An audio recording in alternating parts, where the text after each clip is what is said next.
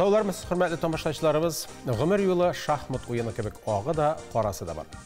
Her bir adım, her bir yürüyüş uylab ishlanilsagina yozmishqa mat qo'yib bo'ladir simon. Turmush o'zi bizni tuzumlikka, mustaqillikka undi kelib chiqqan yetishsizliklarni tez orada hal eterga o'rgatadi.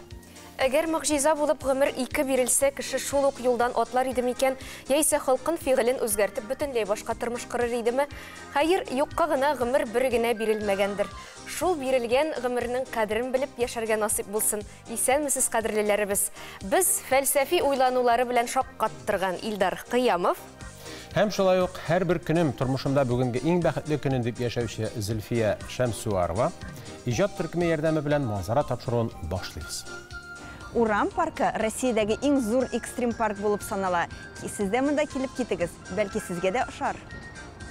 Беренче мәртәбә эшкә көтүгә килгәчтен 15 яшыма тегендә тулды, тау башында анавында. Бу ризыкны һәр кеше иде әзерли ала. Илдар абый, сез манго җимешен яратасызмы? Яратам. Чөнки безнең өчен ул шит җимеш булса да, менә җылы якларда әйтик, Һиндстанда мангоны җимешләрнең патшасы дип йөртәләр икән. Ни өчен аны чит илләрдә шулай яраталар дигән сорауга җавап, манго витаминнар хәзинәсе, анда якынча 20 төрле файдалы минераллар һәм витаминнар бар. Манго картаюны акрынайта, тәндә җыерчыклар вакытыннан алда барлыкка килүдән саклый. Димәк, бүген манго белән салат ясыйбыз. Бүген без тунец һәм мангодан кабымлык ясыйбыз. Аның өчен балык, манго, иремшек сыры, компрессион кыяр, яшел май һәм әзрәк микрояшел тәмләткечләр кирәк булачак. Иң беренче эш итеп блендердан мангоны ваклыйбыз. Бында без ясадык изелгән манго. Аннары без әзгенә тузны салабыз. Һәм тагын бер булгатып алабыз. Безнең манго әзер, кыярны турыйбыз. Слайсыны ясыйбыз, балыкны алабыз, 15 грамм, алабыз сыр, 10 грамм, кыярны алабыз, кыярны куябыз, аннары манго салабыз, 15 грамм, май алабыз. Ризыкны яшел тәмләткечләр белән бизибез. Менә шулай, ризык әзер. Бу кабымлык белән үзегезнең дусларыгызны, туганнарыгызны шатландыра аласыз. Аны әзерләр өчен нибары 5 минут кирәк. Бу ризыкны һәр кеше иде әзерли ала. Дөньяда ике мөгъҗиза бар диләр. Берсе шишмә, икенчесе әлифба. Бу студиядә дә ике мөгъҗиза. Берсе безнең манзара, икенчесе киләсе видео язма. Сораштыру барышында Хеопс пирамидасын искә алмаган кеше булмагандыр. Моңа гаҗәпләнмәдек, чөнки 7 мөгъҗиза арасында ул бүгенге көнгәчә сакланып калган бердән-бер объект. Аның проектын Фиргавын тууга ясый башлаганнар, ә төзелеш эшләре 20 ел барган. Пирамиданың биеклеге 139 метр. Бүгенге көндә ул Мисыр пирамидаларының иң зурысы булып санала. Безнең эрга кадәр 605-562 елларда Вавилонда Навуходоносор икенче хакимлек итә. Аның хатыны Семирамида форсадан булганга туган ягындагы яшьлекне сагына. Навуходоносор икенче түзми чүл уртасында 7 катлы гаҗәеп бакча төзетә. Дөньяның 3нче мөгъҗизасы Грециянең Олимпия шәһәрендә. Бу Зевс һәйкәле. Авторы танылган грек скульпторы Фиди. Бу урын 700 ел буе римлылар өчен иң изге җир булып санала. Тик безнең эраның 2нче гасырында көчле җир тетрәү аны юкка чыгара. Дөньяның 4нче мөгъҗизасы Кече Азияның иң матур шәһәрләренең берсе Эфеста урнашкан. Бу аучылык алласы Артемида гыйбадәтханәсе. Җирле халык аның диварларын һәм колонналарын мәрмәрдән эшләргә хыяллана. Тик Эфеста мондый материал юк дип уйлыйлар. Аларның фикерен сөзгәк бәрәннәр үзгәртә. Гыйбадәтханә көчле янгынга кадәр Эфес халкына 1 гасыр хезмәт итә. Кече Азиядә Карий исемле ил була. Аның башкаласы Галикарнас, дәүләтнең хакиме Мавзул Батыр дөрестлек яклы кеше була. Ул илен дошманнардан уяу саклый. Ил башы кисәк кенә вафат булгач, хатыны Артемисия аның истәлегенә төрбә төзетә. Әлеге бина гаҗәеп матур була, шуңа да тарихка Галикарнас төрбәсе буларак кирип кала. Бейік полководец Александр Македонскийның жеңүләре һәрберебезгә таныш. Яулап алынган шәһәрләре арасында иң даңлыклысы Александрия шәһәридер мөгаен. Биредә гаскәр башлыгы дөньяда иң бийек маяк төзетә. Аның уты бик ерактан күренеп, юл күрсәтеп торырга тиеш була. Маякның бийеклеге 130 метр. Урта диңгездә кичерәк кенә Родос утрауы бар. Безнең эрга кадәр 305 елда утрауны Кече Азиядан килгән Дмитрий армиясе яуламакчы була. Җирле халык ярдәм сорап Кояш алласы Гелиоска мөрәҗәгать итә. Дмитрий утрауны ала алмый. Шул сөйнештән Гелиосның 24 метрлы сынын эшләтәләр. Һәйкәлгә Колосс Родосский исеме бирелә. Бу баһадир 70 елдан соң көчле җир тетрәү вакытында җимерелә. Хәзердә гаҗәеп матур биналар төзелмичә тормый. Әгәр дә дөнья мөгъҗизаларының яңа исемлеген төзергә кирәк булса, аңа нинди объектлар керер иде микән? Илдар абый, сез минем беләнме? Ризалаштым бит инде, кирегә юл юк. Алай булгач, алга таба киттек, самокатта җилдерәбез. Дуслар, без Урам паркында. Бүген без сезнең белән самокат турында сөйләшәчәкбез. Һәм нинди самокат? Экстремаль самокат турында. Киттек. Кик-скутеринг яки самокат спорты трюклар өчен самокат ярдәмендә махсус гимнастик элементлар башкарыла торган экстремаль спорт түрі. Спортчыны самокатер яисә райдер дип атыйлар. Кик-скутеринг 2000 елларда Америкада барлыкка килә. Россиядә исә 2007 елда гына тарала башлый. Яшүсмерләр арасында бик таралып китеп, самокатерлар субкультурасы пәйда була. Алга таба самокат спорты җитди төсмер ала.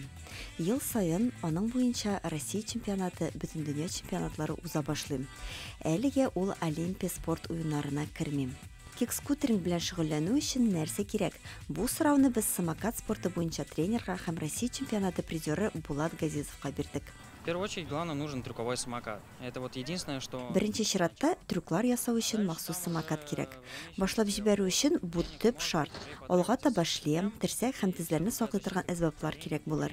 Әмма иң мөһиме трюклар өчен самокат. Һичшиксез трюклар самокаты гади самокаттан аерыла. Мәсәлән, тәгәрмәчләрнең кечкенә булуы, җыела торган механизмның булмавы. Монда самокатлар бик нык һәм чыдам була. Вот этот руль, он сделан из титана. Бу руль, мәсәлән, титаннан ясалган. Шуңа да ул бик җиңел һәм нык, тотрыклы. Аларның бәясе кыйбат, ләкин алар ышанычлы да. Әлбәттә, арзан шөгыль дип әйтеп булмый. Без монда самокатның бәясе белән кызыксындык һәм шаккаттык. Ну вот если собирать по запчастям, то... Әгәр детальләрдән җыйсаң, якынча 40 меңгә төшә. Ул бик яхшы, ышанычлы булачак. Минеке мәсәлән 60 мең тора. Казанда да бу спорт түрі белән шөгыльләнүчеләр шактый күп. Шәһәребез паркларында экстрим өчен кечкенә мәйданчыклар бар. Ләкин иң зур мәйданчык Урам паркында. Урам мәдәнияте һәм иҗатының урыны нәкъ монда инде. Матур заманча трассаларда ел дәвамында күнегүләр үткәрергә мөмкин. Трюкларны шулай ук теге җирдә дә ясарга була. Шәһәрдәге баскычлар, эскәмияләр барысы да самокатерлар өчен трамплин. Нәтиҗә шул: Казан урамнарында аларны очратсагыз, белеп торыгыз. Бу безнең самокатерлар инде. Урам паркы Россиядәге иң зур экстрим парк булып санала. Сез дә монда килеп китегез, бәлки сезгә дә ошар. Мақсатқа ерешу, адымнарын ныклап билгеләү, 10 катлы бинаның 10-нчы катына менәр өчен баскычларны ясауга тәңгәл. Баскычсыз менеп булмаган кебек, ныклы адымнарны алдан билгеләмичә дә мақсатка ирешеп булмас.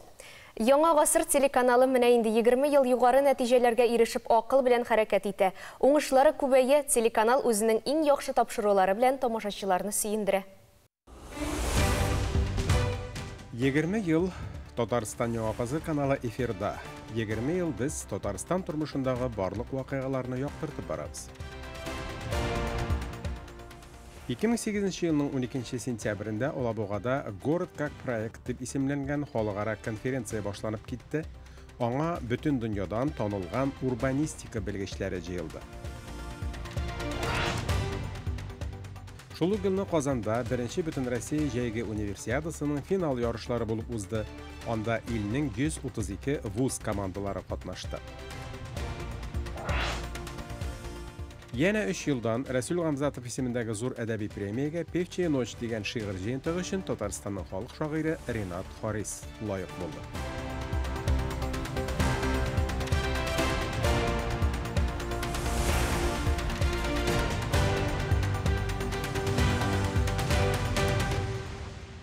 12 сентябрьдә халыкара иҗади бәйрәм илмәк белән бәйләү көне. Аны өйрәнергә уңайлы булгангамы ул халык арасында киң таралган ысул. Гадәттә бу көндә бәйләүчеләр үз осталыкларын күрсәтә, флешмоблар, мастер-класслар, күргәзмәләр оештырыла. Бәйләү ул зур сабырлык сорыйдыр мөгаен. Тик бәйләү хәтерне яхшырта, баш мие берничә тапкыр тизрәк эшли башлый дип тә әйтәләр. 12 сентябрь тарихта тагын ниндирәк вакыйгалар белән истәлекле икәнен Алия Сәлимҗанова сөйләп узар. 1929 елның 12 сентябрендә Мәскәүгә ил буйлап сәяхәт иткән 18 татар язучысы һәм сәнгать хезмәткәре килә. Шуңа кадәр алар Азәрбайҗан, Грузия, Кырым, Украинада булганнар. 12 сентябрь 1937 ел. Тарихчы, педагог заманында Галимҗан Ибраһимов исемендәге Тел, әдәбият һәм сәнгать институтының өлкән фәнни хезмәткәре. Татарстан дәүләт гербы идеясы авторы Назим Ханзафаров дөньяга килгән. Бу көнне 1940 елда архивчы, Россиянең һәм Татарстанның ат казанган мәдәният хезмәткәре, Гасырлар авазы журналының баш мөхәррире Дамир Шәрәфетдинов туган. 1990 елның 12 сентябрендә Чистайда тантаналы рәвештә Борис Пастернакның мемориаль музее ачыла. Бу ел ЮНЕСКО тарафыннан рус язучысы елы дип игълан ителгән була. Музейны Бөек Ватан сугышы вакытында язучы эвакуациядә яшәгән йортта торгызалар.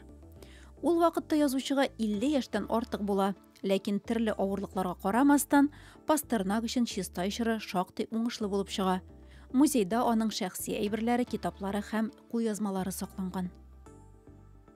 2002 елның бу көнендә Татарстан тарихында беренче тапкыр сурда тәрҗемәчеләр әзерләп чыгарыла. Курсларның беренче тыңлаучылары Чистай һәм Казанда яшәүче 11 кеше була. Бер ай дәвамында алар ишарәләр теленең нигезләрен өйрәнәләр. Әлеге курслар инвалидларга социаль ярдәм күрсәтү буенча федераль программа кысаларында оештырылган була. Һәр кеше теге яки бу шәһәрне яки авылны анда туып үсмәсә дә үзенең туган йорты кебек күрә. Аны үз итә, аның турында күңеле түренә кирип калган матур хатирәләрне гомер буе саклый. Казаныбыз бик күп шагыйрьләр өчен менә шундый шәһәр булып тора. Ах, Казанда нинди күп чын дусларым, анда ярым, анда ям, сагына шуңа ямлы Казанны гел җаным дип язып калдырган Сәгыйть Сүнчәләй.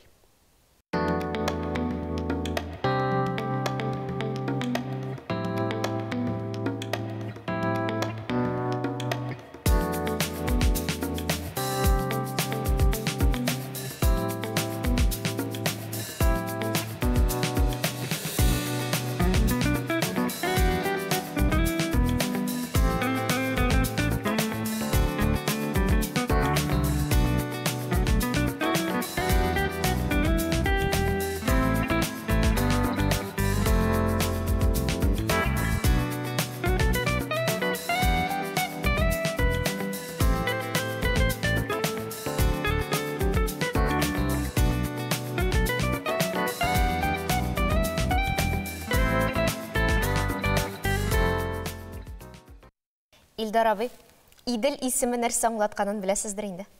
Сөйекле дигәнне аңлатканын беләм, тик менә киләсе видеоязмабызда без Идел елгасы, дөресрәге Идел суы ага торыр әсәренең тарихын барларбыз. Әмма Идел елгасы җир йөзендәге иң зур елгаларның берсе дип әйтергә мөмкин. Идел биек мәгърур елга, әтил суы булып аккансың. Ничә гасыр күпме дәвер инде, тарих ачмый серләр япмасын.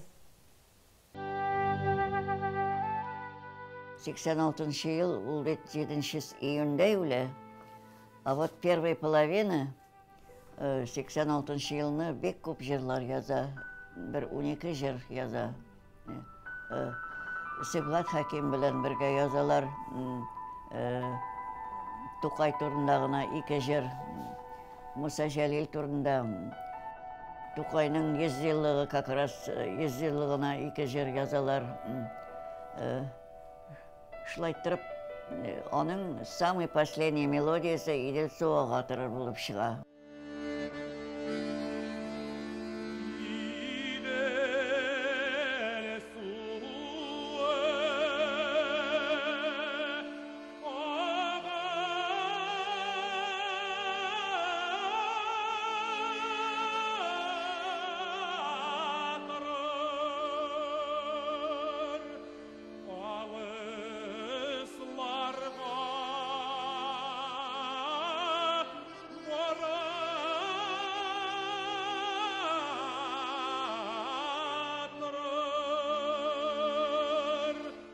идел су оға тұрыр, аны Гүлшат Зайнашева.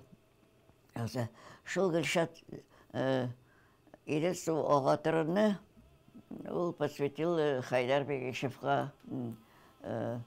Хайдар Беги решили они обмыть эту песню. Сибгат Абида в это время бек тяжело болел.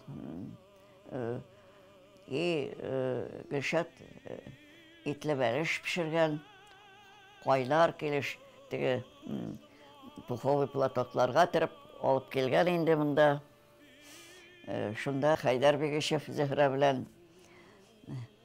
Шуннан Хайдар енді оның белән бергә өйрәнгән бу җырны.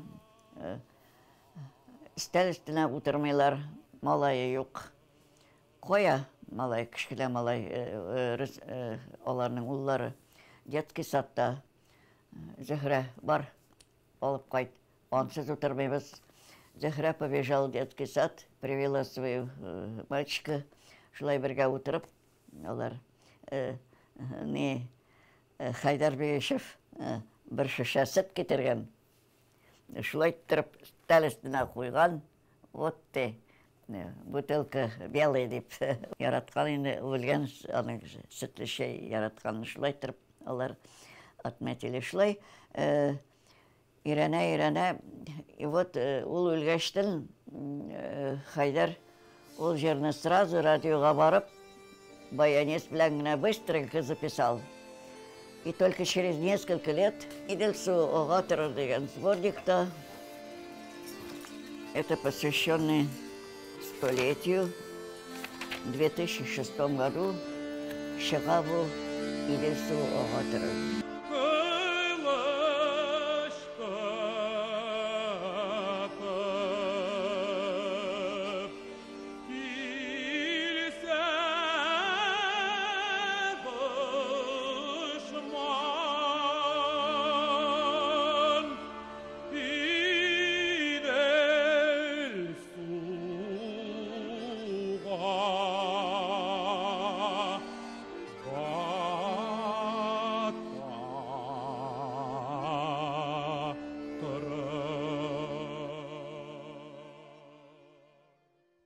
Көз айларында дөньяга килгән кешеләрнең 100 яшькә кадәр яшәү ихтималы аеруча зур икән. Туган көннән дә шәп бәйрәм юк икән, нишләп мин көз көнне тумадым икән? Һаваларда кыр казларының туган яктан аерылу моңы. Урманнарга инде көз төсе ингән. Шулай да җәй бизәкләренә бай күлмәген алыштырырга ашыкмый әле көз сылу. Кояшның тымызык җылысына сыенып, яшел төсен сакларга омтыла. Әмма көз инде. Җылысы булса да сирәк, чуар яктылыгы да бик тиз җуелучан. Сабыр матурлык бу. Түземлеккә өнди торган нуры бар әлеге фасылның. Әнә, тау битләренә сибелеп үскән агачлар, үләннәр яңа язга кадәр дип тыйнак кына саубуллаша. Өй кыегындагы чыпчыклары салкын кышларга кадәр кояшка кинәнеп калык дип серләшә. Күзләрне камаштырырдай балан агачын күзәтә. Ә урман исә бу чорда аеруча купшы. Күпне күргән кайын агачлары яфраклары талгын җилдә саубуллашу җырын кили. Төз наратлар салкыннарга исе китмәслеген белгәнгә мәгърур басып әйләнә тирәне барлый сыман. Аяк астында беренче карашка әллә ни игътибар ителмәгән иреле ваклы куаклары, җәен шау чәчкәле үләннәре дә килер язларга өмет өзми кышка күчәргә хәзерләнә. Һавасы иркен, рәхәт, зыңлап торган ниндидер бер рәхәтлек, муллык хисе өсти торган манзара. Шушы гүзәллек Ышар кушларның бар саубуллашу моңа бер сүзгә сыя. Көз. Илдар абыйның үз анығына әкиет сөйләгәне күз алдыма килде. Әгәр бала серле әкиет дөньясына, мәсәлән, Курчак театрына гашык булса, ул үскәч тә театрны яратачак, һәр чак сәнгатькә тартылачак. Әнисе көйләгән бишек җыры кешене гомер буе озата барган кебек, әкият тә бишек җыры шикелле газиз. Курчак театры тылсым, чөнки бала аны чын дип кабул итә, ышана. Курчак ясаучылар, курчак уйнатучылар, уенчыкларга жан өрә торган осталарны күрергә тәкъдим итәбез. Уеннан туймаган, шуннан кызык таба белүче, мавыктыргыч, серле әкият илендә яшәүчеләр кемнәр алар? Киләсе видео язманы карыйк.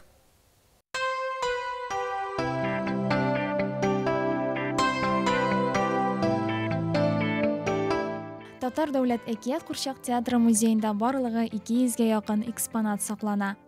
Бирегә килеп керү белән үзеңне әкият дөньясына килеп эләккәндәй хис итәсең. Бүгенге чын барлыгыбыз иртәгә ул тарих.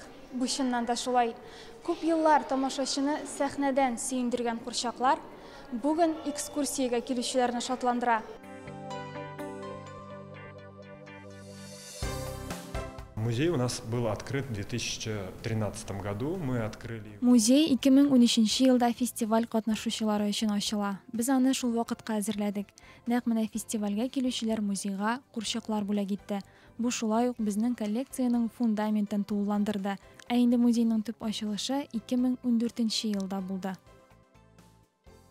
Музейда Курчак театры сәнгате үсешен күзәтергә һәм аның тарихында эз калдырган кешеләр белән танышырга мөмкин.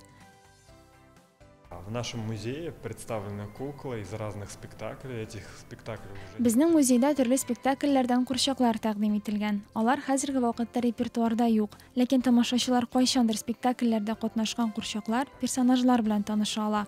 Монда 1980-90 елларда репертуарда булган геройларны да очратырга мөмкин. Күпләр бирегә үзләренең бала чагын искә алырга да киләдер. Экскурсия кысаларында курчаклар белән идарә итеп карау мөмкинлеге дә бар. Бу балаларда зур кызыксыну уята. Биредә шулай ук программалар, афишалар, төрле эскизлар, макетлар саклана. Спектакльләр өчен курчак ясау технологиясен дә чагылдырганнар.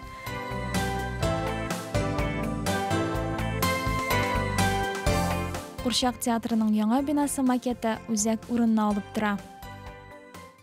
Әкият дөньясына рәхим итегез, хөрмәтле тамашачыларыбыз. Әкият Курчак театры артистлары Альбина Шахгалиева һәм Татарстанның атказанган артисты Фәнзилә Сабирова бүген бездә кунакта. Хәерле көн исәнмесез. Хәерле көннәр, хәерле иртәләр. Курчак театры 90-нчы юбилей сезонын ачып җибәрде. Шулар хакында сөйләп үзгәрә. Шуннан да біз август айында үзебезнең 90-нчы юбилей сезонын ачып җибәрдек. Бу сезон инде безнең вакыйгаларга, премьераларга, фестивальләргә, гастрольләргә бай булыр дип ышанабыз. Менә без үзебезнең эшебезне башлап җибәрү белән безнең рус группасы ул Рязань шәһәренә Рязанские смотрины дигән фестивальгә юл тотты. Biz инде аларга уңышлы чыгышлар теләп калабыз. Һәм шулай ук безне октябрь аенда да тагын бер фестиваль көтеп тора әле. Ул Омск шәһәрендә без анда Шүрәле яңа фантазия дигән спектаклебезне тамашачыга күрсәтәчәкбез. Менә шушы чит төбәкләрдә үзебезнең татар иҗаты белән таныштыру инде бу безнең өчен бик мәртәбә. Белгеле бу 90 еллык юбилейда булганга күрә сезнең программагыз да бик саллы, бай. Шулай да планнарыгызны да безгә әйтегез әле. Спектакльләр, үзебездә нинди спектакльләр күрсәтәчәксез? Безнең 90-нчы юбилей сезонына иң беренче премьерабыз ул шушы юбилей уңаеннан театрга багышланган ул Камал комедиялары. Безнең татар классикасы инде Галиәскәр Камал әсәрләре. Камал комедиялары үз эшенә 2 комедияны ала. Ул беренче театр һәм банкрот. Менә ни өчен беренче театр һәм ни өчен банкрот дигән сораулар тууар тамашачыда име. Беренче театрда бит инде без татар халкының театрга омтылышын күрсәтәбез, театрны яратуын, театрга булган мәхәббәтен. Ә инде банкротта менә шушы театр уйнауны күрсәтәбез. Ул бит Сиражетдин үзе юләр булып кыйланып, шулай ук ниндидер менә уен уйный. Театр актерлык осталыгын күрсәтә үзенең әйе. Менә шушы тема буларак та бер-берсе белән аерылып торган 2 әсәрне менә шушы театрга булган мәхәббәт менә бергә җыяда инде. Шуңа без шушы 2 әсәрне алырга булдык. Димәк, бу спектакльләрне ни тамашачылар өчен түгел? Юк, бу без бит күреп өйрәнгән әкият театрына без бит инде инде ул Курчак театрында шул тиеннәр, куяннар дип бит инде күз алдына китерә тамашачы. Ә без инде менә күп еллар инде өлкән тамашачылар өчен дә иҗат итәбез. Менә шушы өлкән тамашачыны да Курчак театрына игътибарын җәлеп итүне без тәрбиялибез аларда. Курчак театрына мәхәббәтне. Гаҗәеп спектакльләр әлдермештән әлмәндәр куелды. Әдәмнәр Галимҗан Ибраһимовның Бу Илгиз әфәнденең театрга яңа сулыш алып килүе дип аңлашыла. Мин шулай дип уйлыйм. Ялгышмадыр бит? Әлбәттә, һичшиксез шулай. Әйе. Балалар белән генә түгел, менә ул өлкән тамашачында Альбина әйткәнчә тарту театрга тартып китерү, әйе.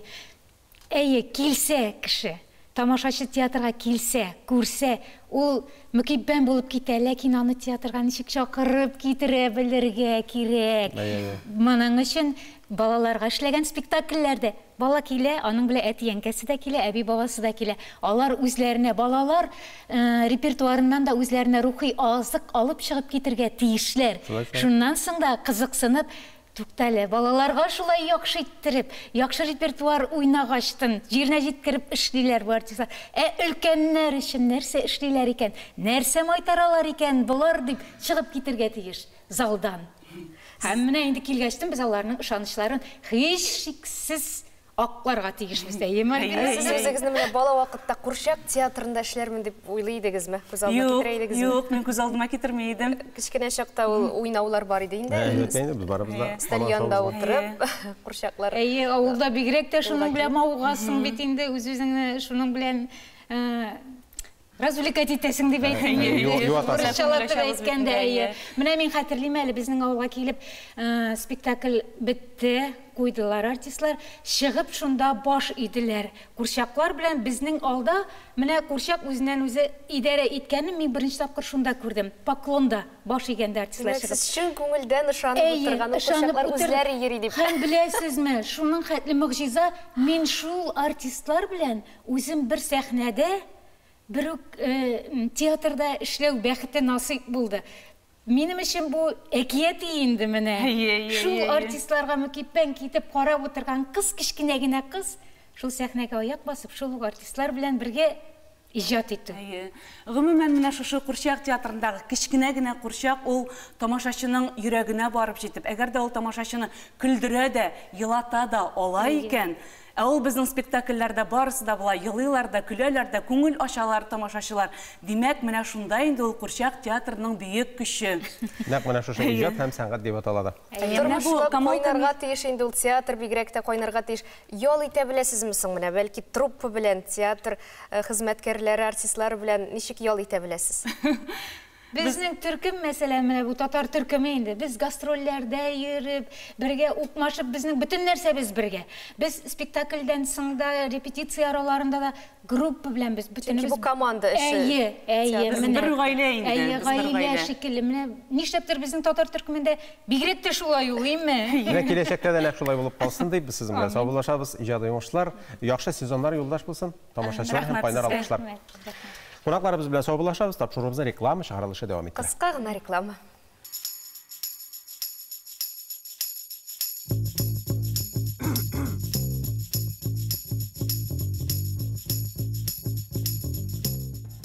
Исәнмесез. Көзге трендлар темасын дәвам итәбез. Бүген аяк киемнәре турында сөйләшербез. Көзге аяк киеме матур, стильле, зауыклы гына түгел, сыйфатлы һәм җылы да булырга тиеш. Көз һәм кыш айларына аяк киеме сайлаганда бу хакта онытмагыз. Нинди образны гына карасак та, аяк киеме мөһим роль уйный. Дөрес сайланган аяк киеме теләсә нинди образны бик модалы һәм заманча итә ала.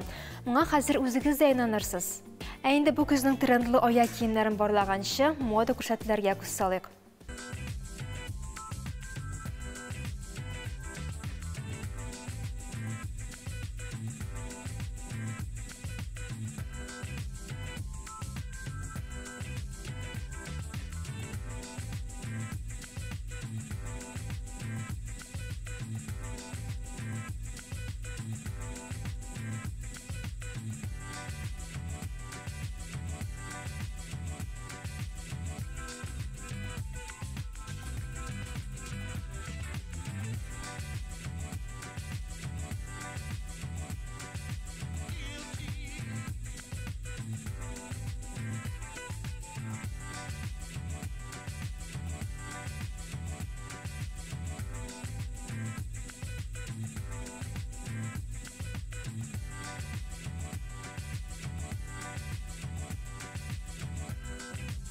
Демәк, бу көздән нинди аяк киемнәре актуаль соң? Беренчедән, ботильон оек башлар.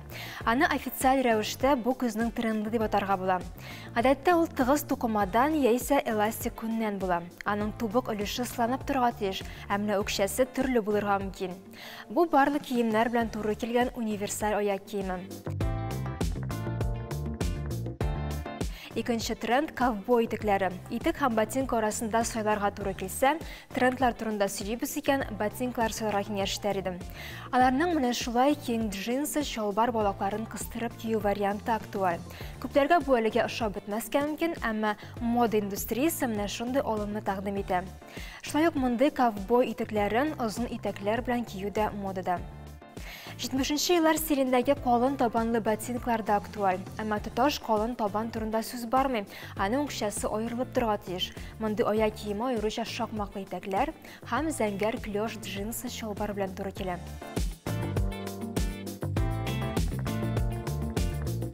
Алдагы тренд инде соң көз һәм кыш өчен туры килми, әмма әле сентябрьдә кияргә мөмкин. Ул балетка.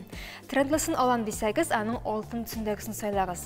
Әлбәттә, аның башка төрләре дә актуаль. Мода, база һәм элегант киемнәр яклы. Балетканың модада булуы моны тагын бер кат раслый.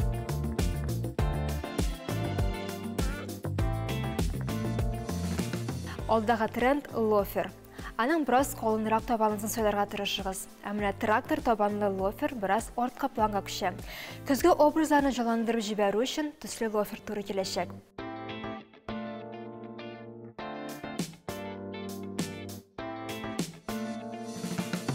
Трендлар арасында жакей итекләр дә бар. Аның табаны классик нейтраль булырга, ә балтыры биек һәм киң булырга тиеш. Алар тиздән остарак торган күлмәкләр яисә леггинслар белән килешә.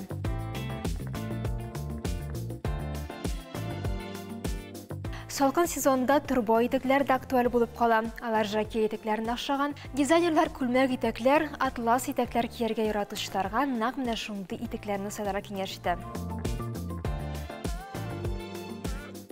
Бүгенгә менә шулар. Салкын көннәргә озак калмады. Бүгеннән әзерләнә башлыйк. Стилле, уңайлы, җылы киемнәр сайлык. Мин сез белән сау булашам. Киләсе очрашуларга кадәр. Көз ул башкарылган эшләргә нәтиҗә чыгару вакыты. Шуңа күрә дә башкарылмаган эшләрне, уңышсызлыкка ирешкән мизгелләрне көзге яңгыр белән юып төшерү кирәк. Көзнең дә үз яме, үзенә генә хас тәме бар. Алтын башаклардан да матур тагын нәрсә бар икән?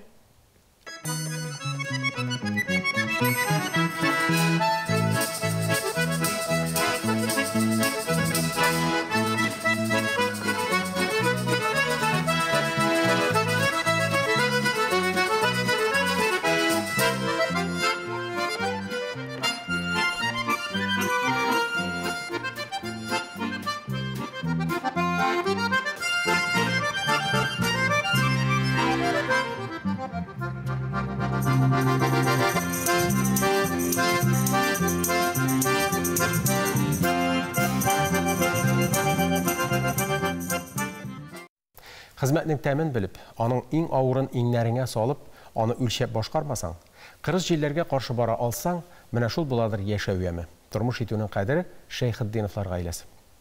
Гаилә башлыгы Гомәр Шәйхетдинов колхозның алдынгы тракторчысы, комбайнчысы. Ничәмә ел рәттән авыл сабан туенда баш ватыр булган. Һөнәренә гомер буе тугры калып, кешеләрнең сәламәтлеген дә кайгыртып яши. Гомәр Шәйхетдинов бүген Замандаш сәхифәсенең герое.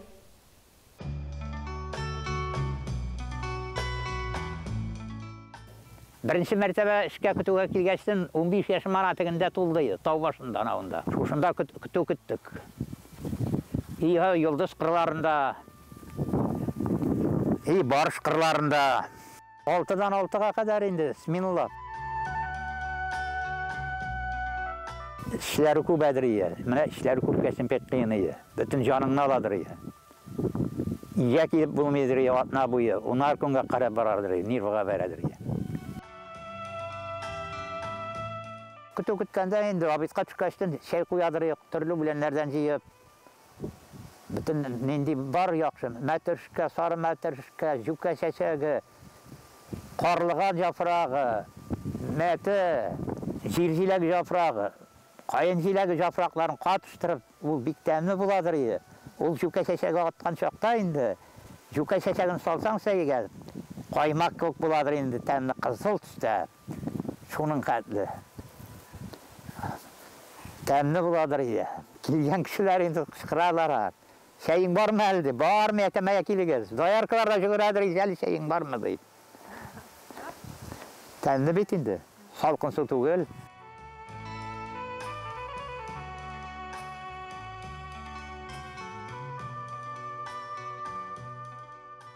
Пішен жиярға келер еттігі баштады.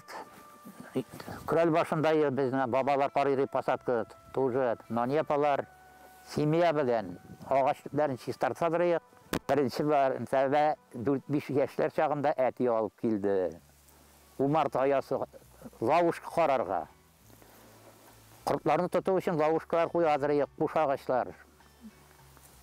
Мына шунда құрт кірәдірейді, аларны ап қайтып ұяларға жабадырайғанлары. Кіріп кетті де мен кіравал қышқырып жыладым. Қорқудан. Құрт қарарға ұрман ішіне. Лавушканы тұрып тұр шушында жылдағынады. Тәгінде қышқыра жабалақ. О-о-о-о-о, мен ұрман ауады білем.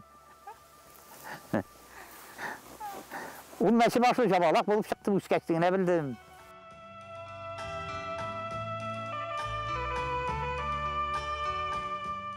Балыналар ғұмыр бойы әлігіліктен келген, бабалардан келген. Омарталарны яшіріп, сайғаққа мінгізіп, ол вақта салан баршылы кертелер, шунда солайғаққа мінгізіп омарталарны тиішіп, шулай қорадылар. Рұқсатта еуі омартаттарға. Анарсың ән шул 7-8-10 баш бұладыр енді.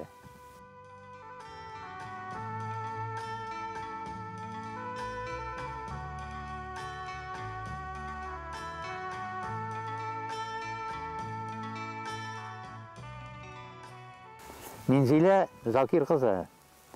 Мен фирмада ішлейдіреймін, жоқ, машинада ішлейдіреймін, оқай. Ол бұзаулар қораға кірді 68-ші жылына. Бұзаулар ауырайды. Шәй ішірелер бұзауларға. Әлі 60-лар бұзаулар енді 30-ғына түгілі. Жылы бұзау қарады. Еш оннан танышып кеттік енді. Мен дару ташайым Капскийдан.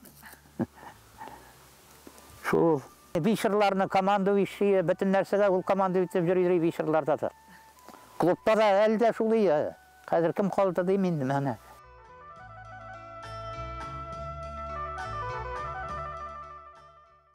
Білім дүниясына алып кірген бірінші кіші, керек шоқта жылы сөзі білен юатып, бала көңілін жаны тәні білен тұйып яшаушы, аңлаушы кішілеріміз иқтибарға лайық. Біздің барыбызның да хәріф танырға, оқырға, язарға үйреткен бірінші оқытушысы бар. Бірінші оқытушы әр кімнің көңілінде, оланы хөрмәт білен еске ала. Келешек балалар қолында, аларны тәрбиелеу, әти-әнилер, тәрбиешілер һәм оқытушылар қолында. Бұл һөнәрне һәр кем сайлый алмый. Аның өчен балаларны яратырга, тырыш, сабыр, эзләнүчән, ижади шәхес булырга кирәк.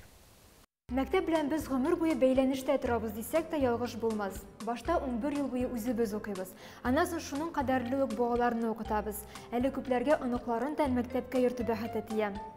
Бала, укытучы, ата-ана. Бу мәхәббәт эшпошмагы түгел, шулай да аннан серлерәк һәм катлаулырак.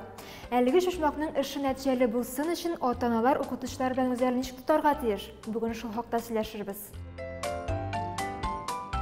Балагызның укудагы уңышлары яисә тәртибе турында сөйләшү ихтыяҗы туган икән, укытучы белән икәүдән-икәү очраша аласыз. Әмма алдан хәбәр итәргә онытмагыз.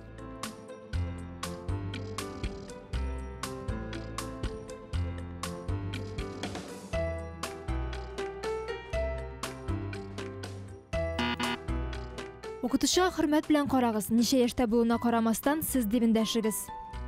Очрашуга барганда максатларыгызны алдан ачыклагыз һәм онытмагыз. Сез бәхәсләшер өчен түгел, проблемаларыгызны уртага салып сөйләшү өчен киләсез. Бу балагызның укудагы өлгереше, тәртибе һәм башка балалар белән мөнәсәбәтенә кагылышлы сораулар булырга мөмкин. Хәзер укытучыга әйтергә ярамаган берничә фразаны карап үтик. Юк, нишләп сез минем малайга икеле куйдыгыз? Юк, мин үзем дә эшлегә укыган кеше, мин дәресләрне калдырган кеше. Ләкин ул минем үз эшемне ачыра һәм эшемдә ниндер уңышларга ирешергә кулмач оламады.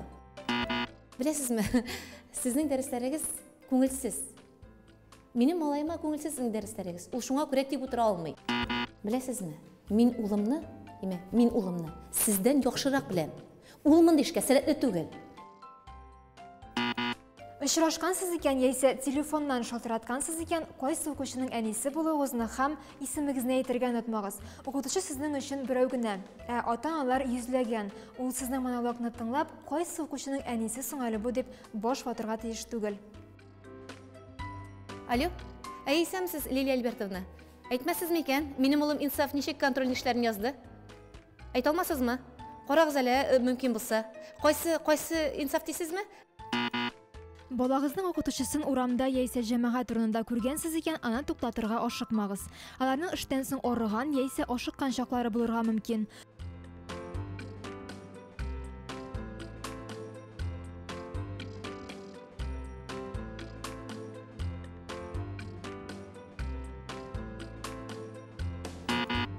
Укытучыларның да, ата-аналарның да максаты бер: балага белем һәм тәрбия бирү.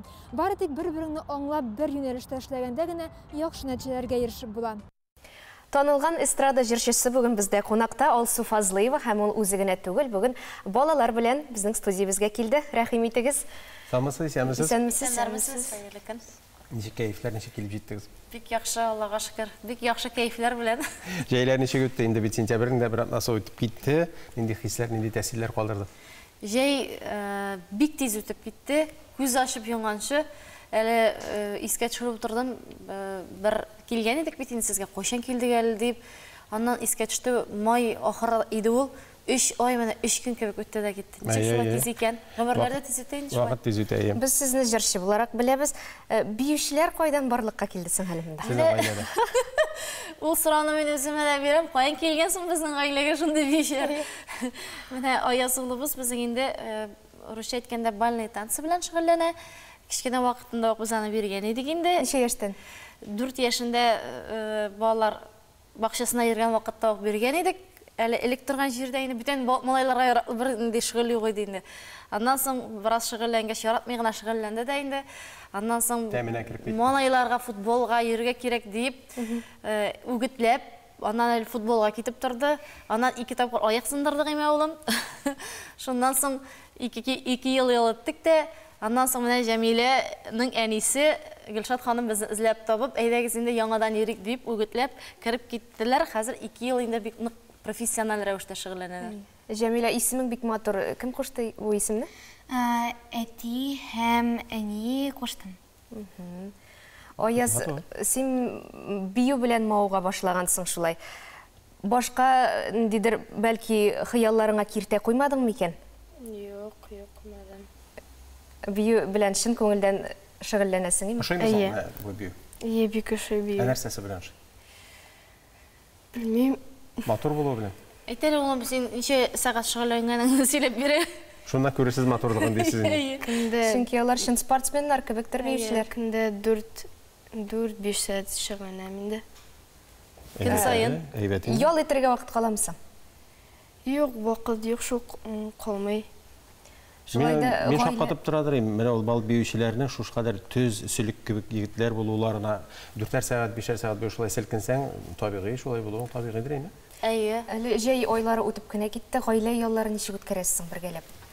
Гаилә яллары булды инде. Менә безнең бөтен ялыбыз хәзер балалар белән бәйләнгән.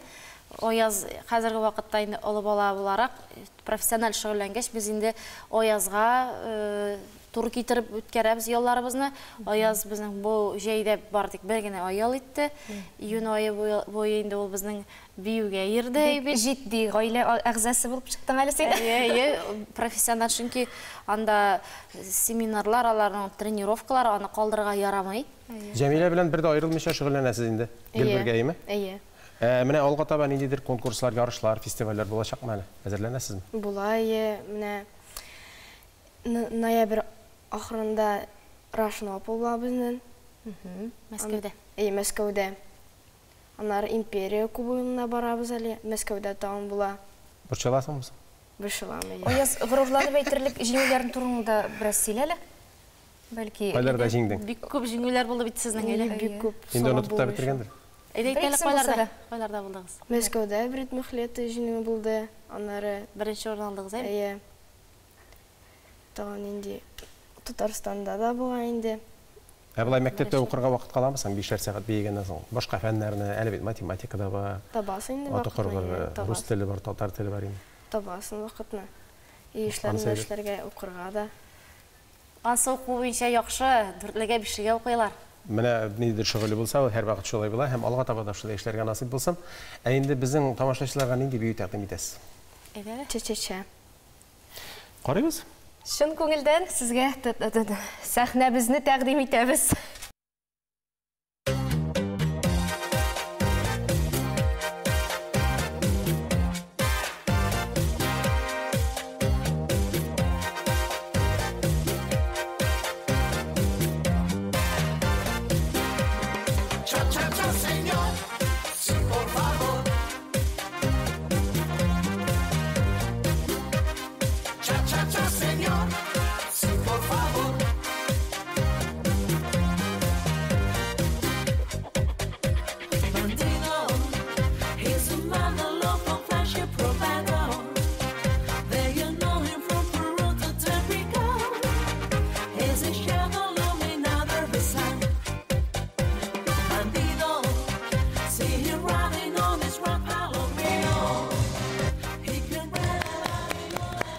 Қойнар шығыш. Илдар абай, мен де сізні бейірге шақырам. Ой, мен бұндай бал бейеуінен соң тұрмыш артағында баланып кетті. Рекламадан соң тағын бір бөлек болашақ.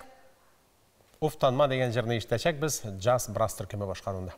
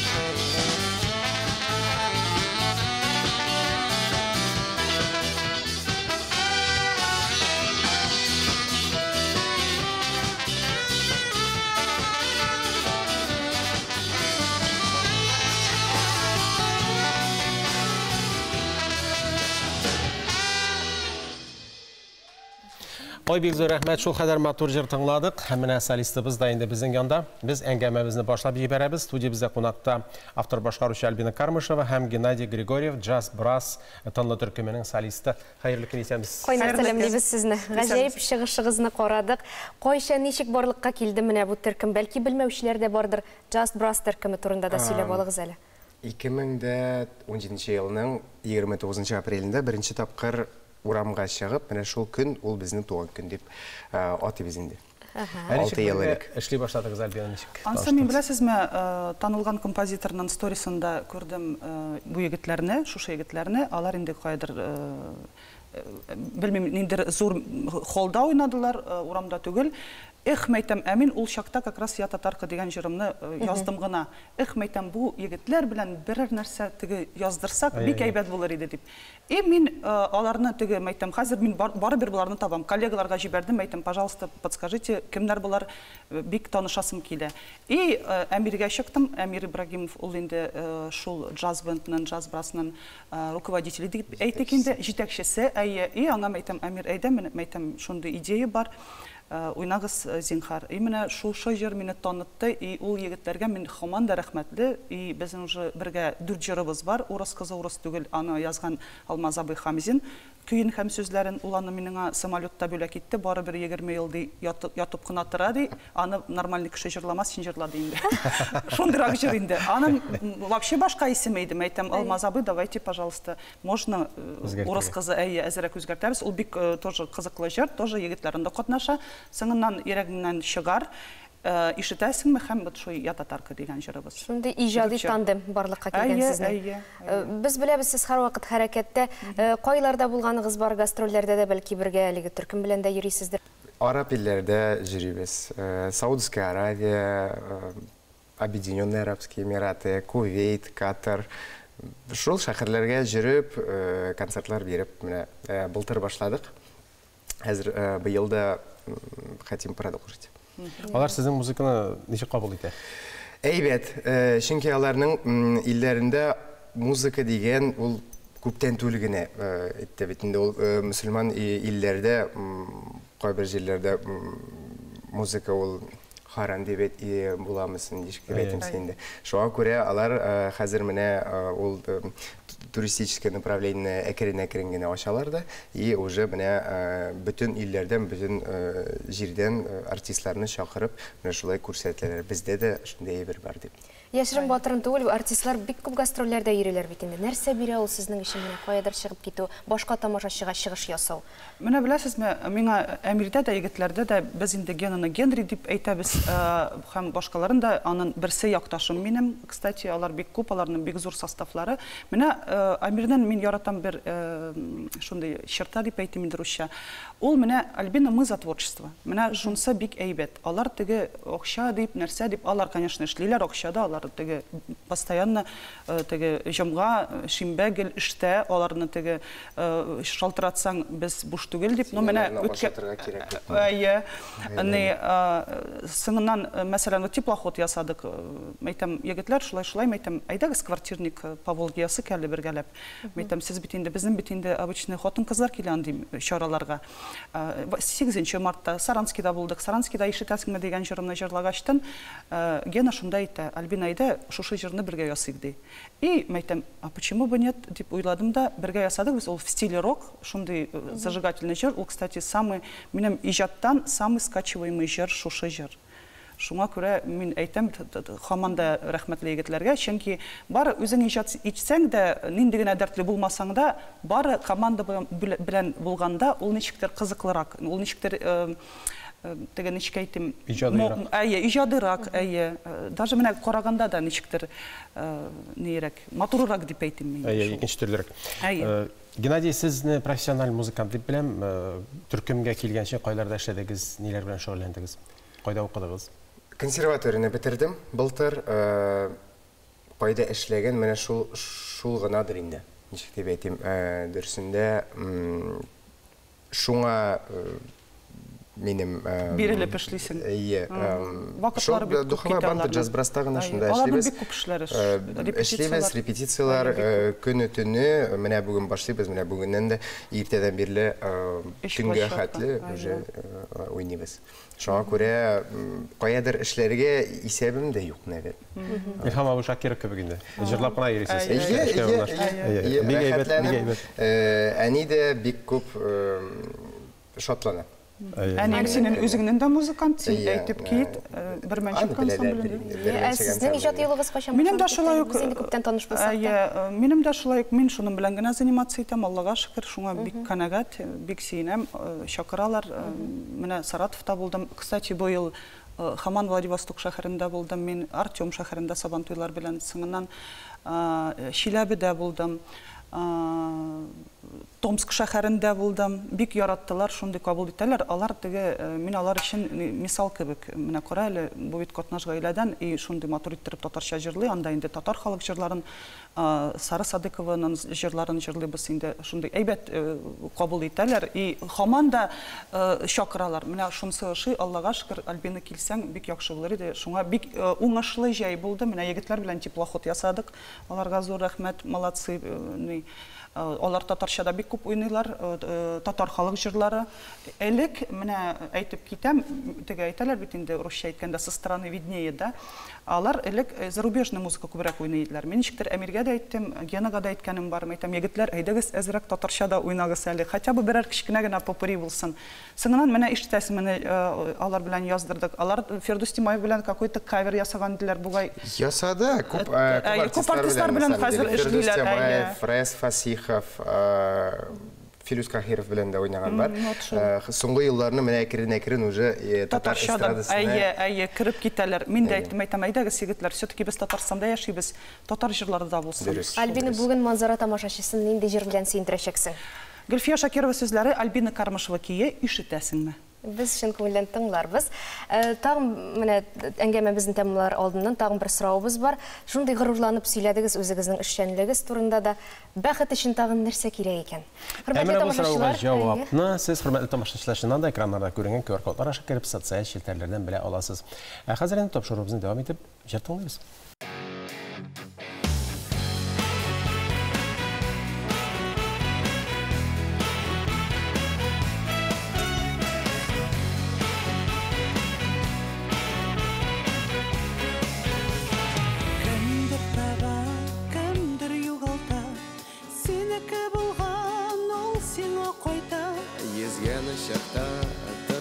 Елгасында ярлар бер-берсен очрата. Ишетәсеңме, ишетәсеңме, ишетәсеңме, син әндәшәм. Ышкындырма бәхетеңне, җибәрмә мәхәббәтеңне. Ишетәсеңме, ишетәсеңме, ишетәсеңме, син әндәшәм.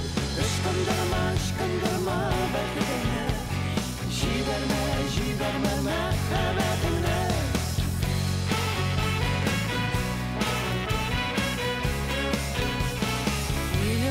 Миллион сүзләрдә аз бит, аңлатырга минем хәләтне.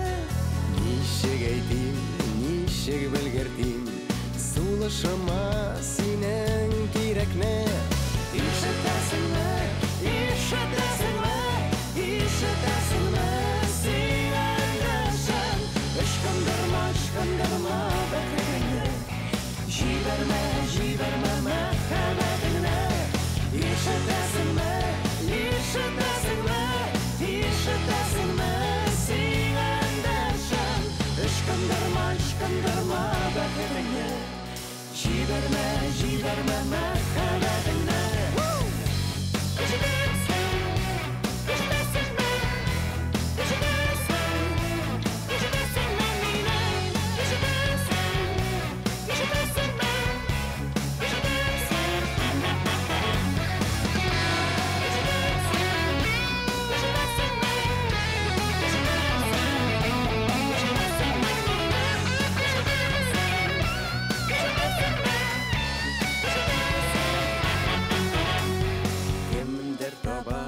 Кемдер югалта, синеке булган ул сиңа кайта.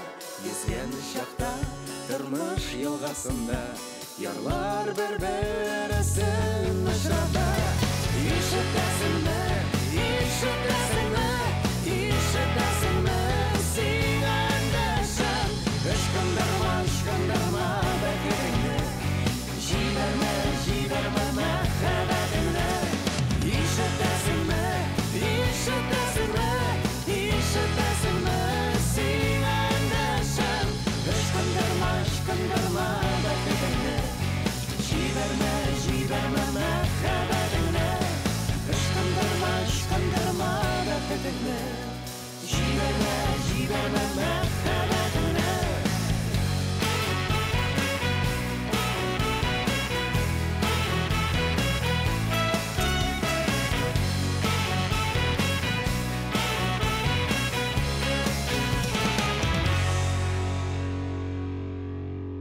Синеке булган ул сиңа кайта. Бу чыгыш безнең көнебезне тагын да ямьләндерде. Никадәр генә байлыкка, никадәр генә муллыкка ия булсак та, барыбер кеше башкаларның ярдәменә һәм юмартлыгына мохтаҗ. Юмартлык белән батырлык һәр вакыт ярашат.